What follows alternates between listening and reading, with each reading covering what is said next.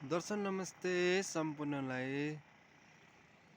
यो हो पाल्पाको पाल्पा ध्वजा बान्ने छहरा ध्वजा बान्नेको ठाउँ।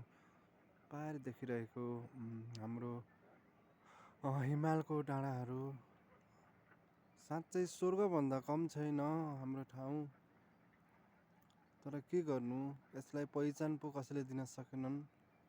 ल हेर्नुहोस् के कमी छ।